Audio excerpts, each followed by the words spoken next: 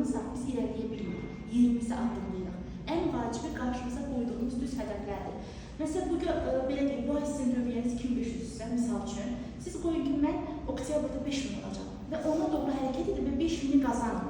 Mən hər zaman təminatı da qoyuram ki, sayda danışacağım. Evdəsiniz, qəfildən gedir, evə qonaq gəlir.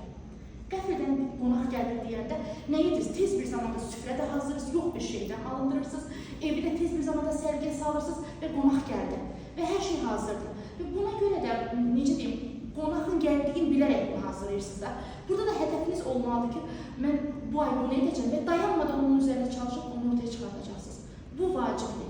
Biz hər birimiz, və burada olan liderlər var, top liderlər var, hər biri hədəfi qoyaraq qarşılarına gəlirlər ki, məsələn, mən bu dərəcəni açacaq, mən avtolayəni götürəcəm, ev layihəni götürəcəm.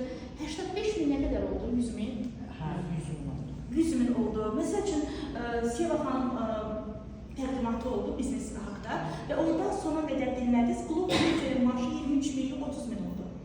Artıq siz mənim kimi 23.000, 30.000 alacaqsınız. Yəni, çox rahatdır, çox rahat. Yəni, baxın, hədəfi bunu qoysanız ki, mən otonomiya götürməyim, əlbəttə götürəsiniz. Gəlin, baxın.